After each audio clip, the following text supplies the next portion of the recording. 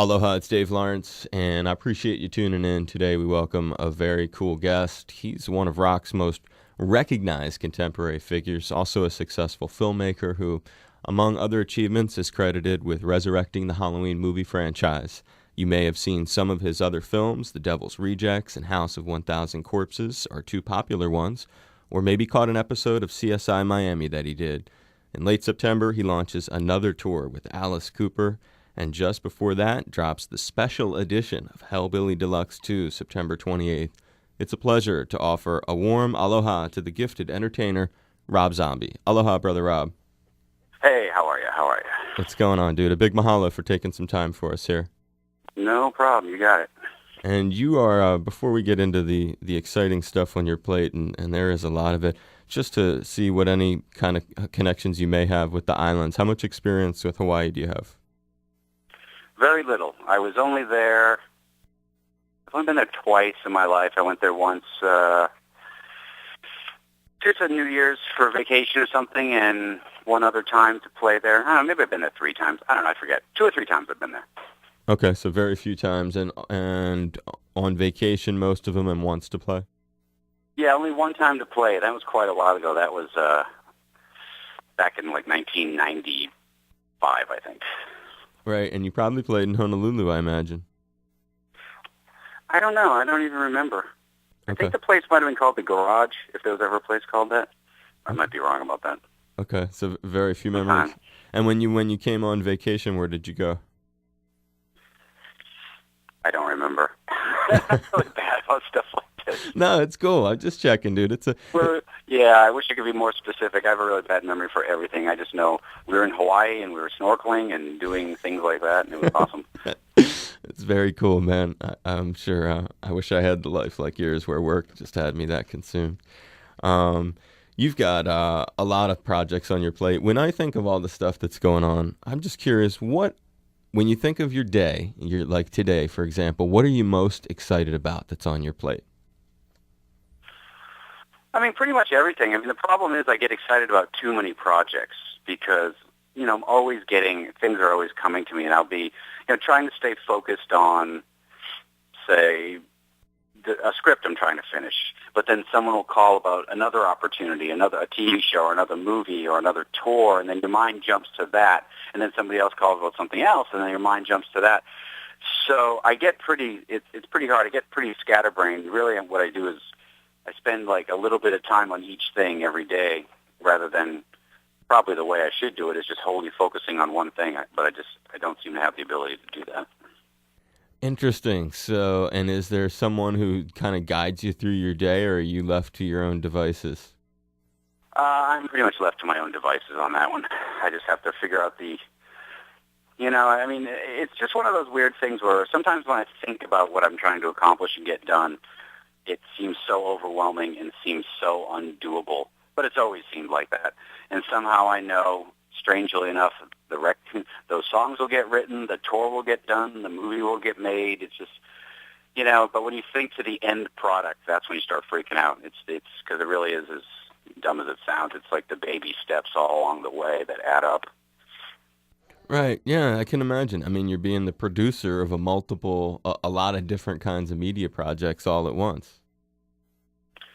Yeah, I mean, it gets crazy. I mean, sometimes even just thinking about having to write a script, you're like, oh, my God, it seems so daunting. But then you look at it like, well, if I only write 2 pages a day, I'll be done in 2 months. And that's that's not very fast, but you can get your head around that idea. Right. I guess if you get a plan. Do you work out of your house? Where do you do your work? Yeah, well, I always work at home. There's nowhere else to bother. I don't need to get away. I mean, I have an office and stuff, spaces in my house, so it's all good. And L.A. or Connecticut, do you spend most of your time? Pretty much neither. That's the funny thing. Ever since I've kind of become have a house on both coasts, I spent a long time in Georgia shooting Halloween 2, and from that went right on tour. So I have not spent very much time anywhere. And where are you now? In a long time. Where are you now? I'm on the East Coast now for about another week, and then we'll be somewhere else. Man, it's a fast-paced world that you live in. And just for reference, when I met you a long time ago. Before moving here many years ago, I worked in Boston for 12 years. I worked at BCN, and I got to meet you when you came. You were on Bradley Jay's show one time. Remember Bradley Jay? I remember, yeah, yeah. 'Cause I know you're from that area too. And I actually before that worked at Tower Records with your brother Mike for a long time, right there on Newbury. Oh, yeah. It's a, I missed that Tower record, so it was a good one. that was a really good one. He was the man. He was a cool guy to have as a coworker. Yeah, I remember he used to do all the artwork, I think, right? Right. Um, Yeah, he did all the huge graphics that we would have for those yeah. really cool graphics too. I mean, and that stuff actually leads into your material sort of because it's really creative. I don't know whether that was your brother doing that or whether that was the combination of your brother working at what was a cool record store, like you pointed out, but it had a very, over the top sort of creative thing. Is that something that you think is you guys as brothers? I mean, it's just something we've always done, and I think that, we're pretty close in age. I mean, I'm a little older, so I was already, drawing and doing all that stuff as a kid. So obviously when my brother came along, he just did as brothers do. He just did whatever I did. And, most kids do that. Most kids usually quit on it. I mean, like all of our friends when we were little, everybody would draw and do all that stuff. But what happens is most of the time people grow up and they get, I don't know, I guess, quote unquote, get serious and they just forget about everything. Right, yeah. They like branch out like a tree away from something they had previously done. Yeah, they basically get away from everything they love to go do stuff they hate a lot of times. Yep. Because society has told them that it's, they got to grow up. And the definition of growing up, I guess, is being bored and miserable. Right. They got to get a real job. Yeah. Yeah, I know what you mean. Right. There's something that about a couple weeks from now is going to drop with a lot of creative value in it, and I'm fascinated by it. And it's going to be the special edition of Hellbilly Deluxe 2. It's going to have 3 brand new tracks. And before we talk about the record, the whole concept of these special editions, because you've been around now for a while through music, and I've watched your journey because I was just getting into music as you became your first wave of being a star, and you've seen so much come and go. You've really got your pulse on things. What do you think, Rob, about these special edition CDs? Are they, and I'm not saying about yours in specific, but are they a way to just milk stuff from the fans, or are they a good thing? If you could just give me the insight on them. I mean, I think they can be both, truthfully. I mean, I never did a special edition like this before. I never really thought about it, but when we signed to Roadrunner, I guess they're very into doing these special editions, and they're like, oh, the fans love these things. They always do really well, because I just thought, oh, you make these things, nobody cares. But, it's kind of whatever you make it. I wanted to make it something really significant, because you could just tack on a few, because they were pretty much wide open. Do whatever you want. You could easily just tack on a few crappy songs you had left lying around, call it a special edition. But I'm really always very uptight about doing stuff like that. I want it to be, if someone's going to pay the money, I want it to be worth the money. And obviously, I don't like thinking of it as double dipping because, if someone doesn't want it, they don't have to buy it. It's not like you're forcing people to buy something. Right. But with this one, what I thought was we went through and I changed all the packaging. It's much more deluxe than the the first version of the record. Instead of just tacking on leftover songs, which we didn't finish, we went back into the studio, with Joey from Slipknot on drums, and wrote 3 brand new songs, went back and changed some of the other songs around, and resequenced the whole record so it plays as a new album as opposed to just like, here's the album with 3 throwaway tracks. And then I still thought that wasn't enough, so that's why we made the DVD, and with that, we put a new video. We put the only live performance of me and Alice Cooper doing Schools Out together, and we made a really, really cool tour documentary. So I thought, it's not like it's going to be super expensive anyway, but I thought this is significant enough that it's worth buying. I don't think people would buy it and feel cheated at all. I get it. So you really, I guess you think more like me on that. That's a good answer. So you really, you didn't want to just rape the fans and do the double dipping, as you call it. I like it. It sounds like you put a bit into it. And the Michael track, talk a little bit about that on there. Well, that idea just came about because we had written, we had started a whole bunch of different songs, and that one that one seemed the most sort of theatrical. And I'd always written a song on every record or some one way or the other that seemed to be about whatever movie I had just finished. I had done it with Rejects and Corpses and, I don't know, Werewolf Woman of the SS even. But with Halloween, I never did, because with Halloween, for some reason, it didn't feel personal to me in any way. It was like, I'd remade the movie, and it was personal on a certain level, but it still was, other people's characters, John Carpenter's stuff. But until I made Halloween 2, where I thought that I had changed it so much that Halloween 2 is just, all me, right? That is what inspired the song. And it came really easy. And I really like that song. Actually, out of all the new songs, that one's my favorite. That's cool. It leads me into asking, real quick before we get on that, tell me about that. You only did the School's Out. That was from your last tour, and I take it you've only played that once live with Alice? Yeah, we only did it once. We talked about doing it. It was just one of those funny things. I don't know. It's the same way that, like, why did it take you and Alice so long to tour? I don't know. We just keep talking about it, but not doing it. And it was the same thing with School's Out. We would talk about it every day, and another day would go by, another week would go by, another month would go by, until finally the last night of the tour, the last song played on the tour, we finally did it. And I guess it was probably more special that way. And we just happened to be that, we thought, we didn't know that we'd ever tour together again. So we gave a little camera to like 5 different people in our crew, and they filmed it, and we cut it all together, and it actually turned out really cool. That's how you do stuff, though, brother. You do it special like that. You do it once at the end of the tour, kind of like the Zeppelin reunion thing. That's the way to do it. I like that.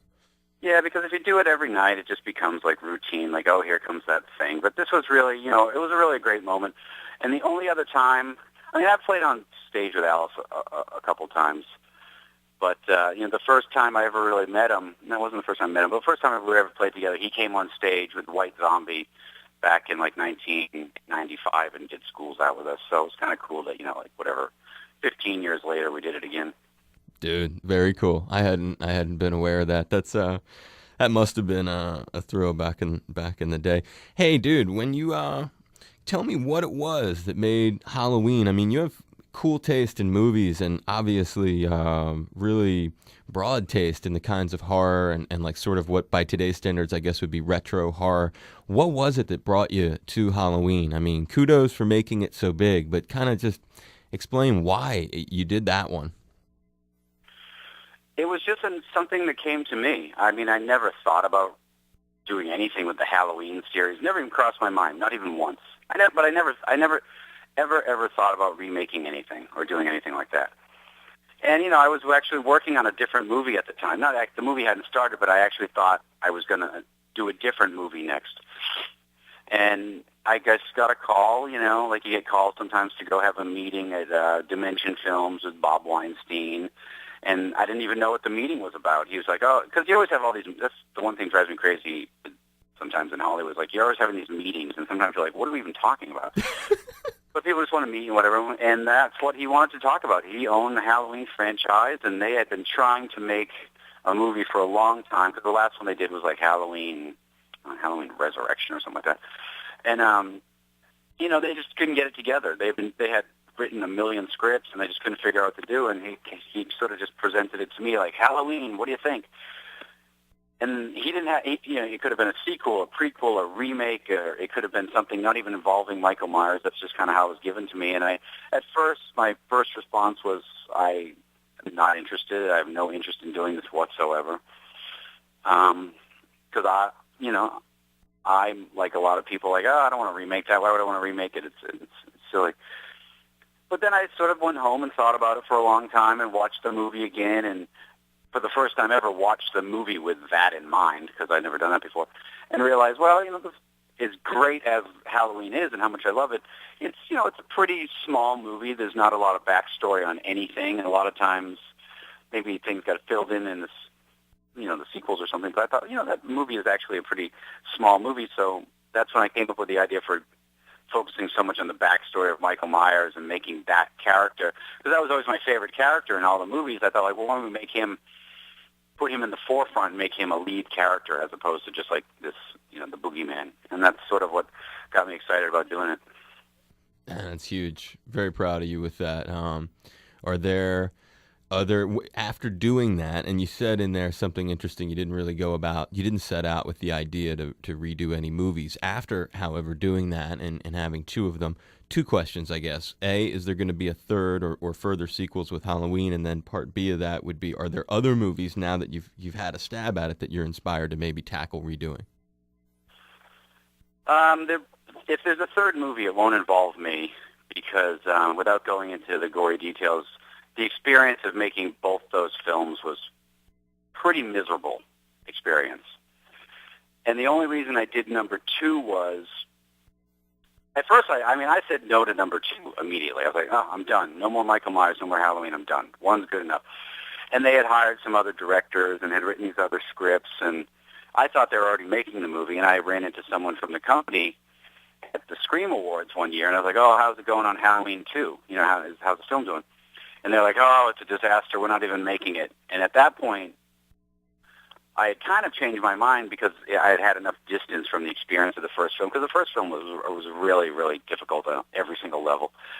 And I had kind of become possessive about the characters, and I kind of didn't like the idea of like some other director and some other writer coming in and taking, you know, my version of Laurie Strode and my version of Michael Myers and my version of Dr. Loomis and just changing them around.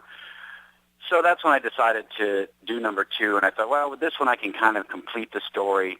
You know, everything that I wish I had done in the first one or just hinted at in the first one, I can kind of finish it up. But, you know, again, I should have learned my lesson the first time, because doing number two was one of, you know, the worst experiences of my life. Not the cast or the crew or anything like that, but other factors that I don't want to go into. And after that, I was like, I don't care if they offer me $20 million. I'm not doing Halloween 3. I'm done. I got to get out of here. I love it. And to follow that up, no, there's no other movies I want to remake. That's cool. I know that your next, I've read a little bit. I don't know much about it. Tyrannosaurus Rex. Is there anything you can tell me about that? I can tell you that that's not a movie that I'm making. That's just something that got, you know, written up somewhere. Actually, something that got released prematurely before I even did Halloween 2, that was going to be a movie I'm making, but I'm not. I do have another movie that I'll be announcing probably next week, but I can't announce it yet. That is a project that I've never spoken about, so it'll be a surprise for everybody. Wow, cool. Where are you going to make the big announcement, on your site or? No, I mean, it'll probably be in the trades. You know, they'll probably announce it during the Toronto Film Festival or something. I'm not sure. Okay, cool. Well, we'll look for that. On sort of a final note here, you're a vegetarian. What was it that made you are a vegetarian, right? Is that not just something that's been written about you? No, I've been a vegetarian since I was like 18, so it's been a long time. And what is it that for people, just because I'm sure it's maybe a twist and turn in the way people look at Rob Zombie, and there's no reason it should be, but what do you what inspired you to be a vegetarian, and what keeps you on that path? I mean, the thing that inspired me, first of all, was I was just like everybody else. I didn't really ever think about, I think the thing that most people, you don't think about, where does food come from? It gets in front of you and you shove it in your mouth and you eat it. And then there's the people like, I don't even want to think about where it comes from, which I always think is a really bizarre. But when I was in high school, I don't know, I was like 17 or 18, I saw this movie that I can't remember the name of the movie anymore. All I remember was it was kind of like a movie that out now, like Food Inc. or something like that. But it was about kind of like slaughterhouses and all that type of stuff about how animals. And it was kind of a famous movie at the time. All I can remember is it was narrated by Julie Christie. I can't remember the name of the movie. It'd probably be pretty easy to figure out. Watched that, and it was so disgusting. But after watching that movie, it was like just the way animals are treated, and not even that, but just how can I put it? The quality of animal that you're eating. I mean, you just as well pull your car over and scrape up some roadkill and eat that. I mean, eating these diseased, messed up, and I was like, oh, I can't do this anymore. This is disgusting. And ever since then, I stopped. I never went back because it just was. Now I'm much happier that I don't, because I really do think that, so many people are sick all the time and they look so unhealthy, and people have so much cancer. I really think so much of it comes from just diseased meat that people are eating from these messed up animals. I think you could very well be onto something, dude. So you don't eat fish, no meat of any kind. I eat sushi sometimes, but that's it. So we found something in there. A crack in the vegetarian armor. I didn't think we'd discover such a thing. Oh yeah, I don't know how. I never run around saying I'm a vegetarian. People always bring it up. I actually never even really want to talk about it because I don't like the idea of preaching to people, so I never do. No, but it's good. Don't think you're preaching. I think it's healthy stuff, and I brought it up because I want to show off cool things that I think are good influences to people. So it's the flip side. It's cool that you don't bring it up. It's just like the reason that it's cool you didn't exploit the thing with Alice and you only did it once. But it's nice when someone else brings it up because I just know that ever since I stopped eating meat, I never get sick. Ever. And I'm on tour. I'm meeting people all through cold and flu season, all nonstop craziness. I never get sick. I know people that's like every year, every 2 months they're sick. I can't even name the last time I was sick. I get sick like once every 10 years. It's like just incredible. But when I would eat meat when I was younger, I was always sick. And I don't know, coincidence? Maybe not. I don't know. But it just, it's happening. And so I'm assuming you're a big animal lover then. Yeah, these days I can't, I really love animals. I can't see an animal and go, boy, I would love to kill that and throw it on a grill. That's just not the way I think. So but I guess on the flip side, like Whale Wars, are you a Whale Wars fan? I don't watch that show, no. I have not seen that show. Okay. But like you would support what they do, like fighting the Japanese whalers. You're like, would you consider yourself a pro animal guy? Oh, yeah, totally. I love animals. I like animals more than people. Okay, yeah. Animals never do you any harm. People, for the most part, are no good. That's always been my philosophy. Okay, so it was a double edge because it's both a health thing. You're healthy, you're very successful, but on the flip side, you love the animals. So the vegetarian thing has like dual inspiration and reinforcement. Well, it was an animal thing first because when you're a kid, you're not thinking about being healthy because you're just a kid. But at first, it was just like, God, I just couldn't. I don't know. I was just so. Basically, it came down to I was so horrified by what I saw. It just turned me off to the whole thing. And then as the years went on, I realized how healthy I was. But as a kid, I wasn't making health choices. And what kid makes health choices? You don't even think about that stuff. Yeah, no problem. No doubt that, you're thinking about animals back then, but great repercussions. I think it's good stuff and a great note to end on. I'm looking forward to the special edition. I almost called it a deluxe edition. I do hope that if you're ever going to make your way out here for a gig or something, that you'll take a moment and be my guest here at the studio. Yeah, definitely. That'd be awesome. Rob, I appreciate it, dude. I hope this wasn't too much of a hassle by your interview. That was great. It was great. No problems at all. All right. You're the man. I give you a big high five, a big hug, and thanks for taking some time for us. I appreciate it, dude. Thanks, man. No problem. Have a good one. You too, Rob. Aloha. Bye. Aloha. This is Rob Zombie, and you are listening to The Only Show That Matters with my friend Dave Lawrence. Aloha. This is Rob Zombie, and you are listening to The Only Show That Matters with my friend Dave Lawrence. Hey, Brother Dave, have a happy and healthy 420. Hey, Brother Dave, this is Rob Zombie telling you to have a happy and healthy 420.